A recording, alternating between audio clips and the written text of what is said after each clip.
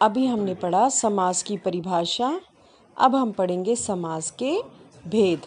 समास के भेदों को आप बहुत ध्यान से सुनेंगे ताकि उसमें किसी प्रकार की आपको शंका ना रहे, ना ही कोई दुविधा आपके मन में आए कि किस प्रकार का समास क्या कहलाता है, उसकी परिभाषा क्या है, उसके उदाहरण क्या है।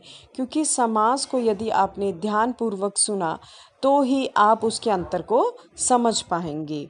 तो आइए देखें, समास के मुख्यतः 4 भेद हैं।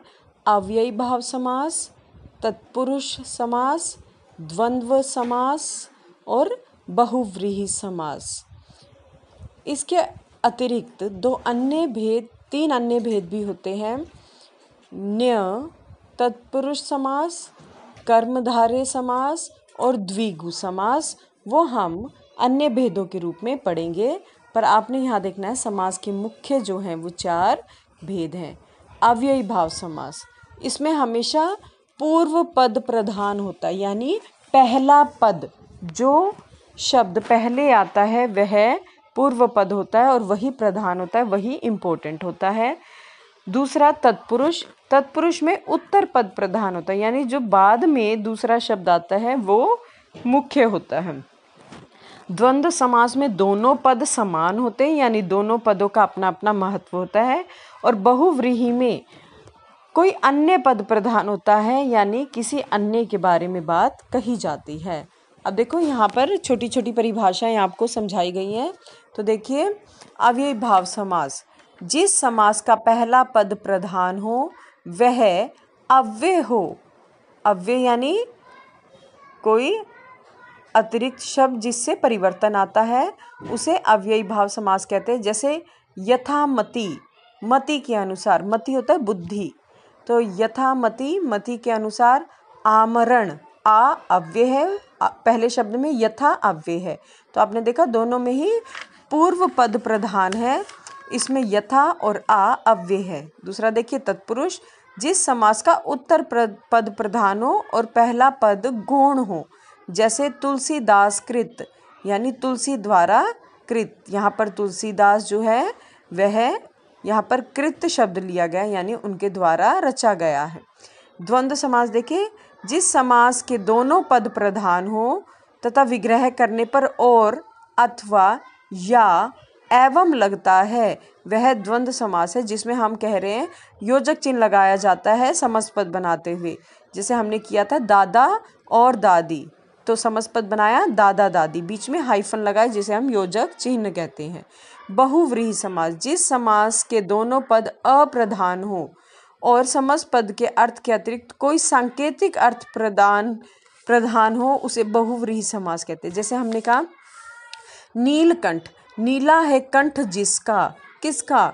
शिव भगवान का। तो यहाँ पर शिव की सीधी बात ना करके बिल्कुल अप्रत्यक्ष रूप से इनडायरेक्टली बात की गई है, तो इसलिए यहाँ पर शिव अन्य पद है, तो इसलिए यहाँ पर क्या है? बहुव्रीहि समास। तो इस प्रकार अव्यय भाव में अव्यय पहले आता है, तत्पुरुष में विभक्ति आती है, और द्वंद्व में और लगता है, हाइफन आता है, और बहुव्रीहि में अन्य पद आता है। अब देखिए यहाँ पर कुछ और भी बताया गया। देखिए अव्यय भाव समास उसी प्रकार, जिस समास का पहला पद प्रधान हो, तत्पुरुष समास उत्तर पद प्रधान हो और दूसरा पद गौण हो, यानी छोटा हो, कम महत्वपूर्ण हो।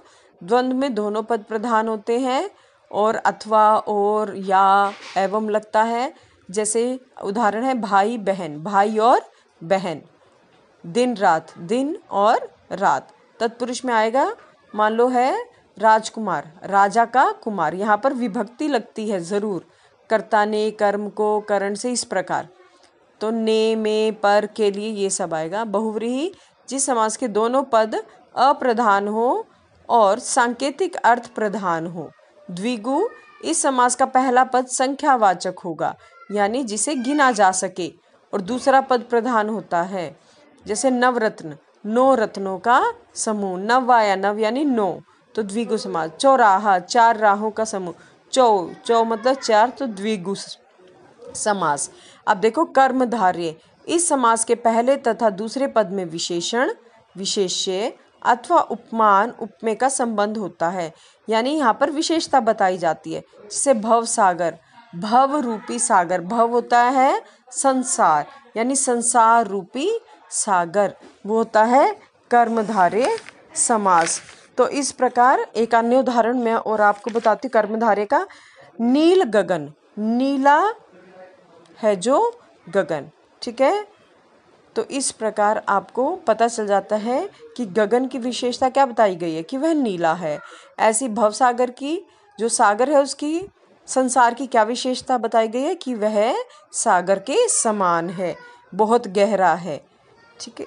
तो इस प्रकार समास में प्रत्येक उदाहरण द्वारा आप परिभाषा बना सकते हैं।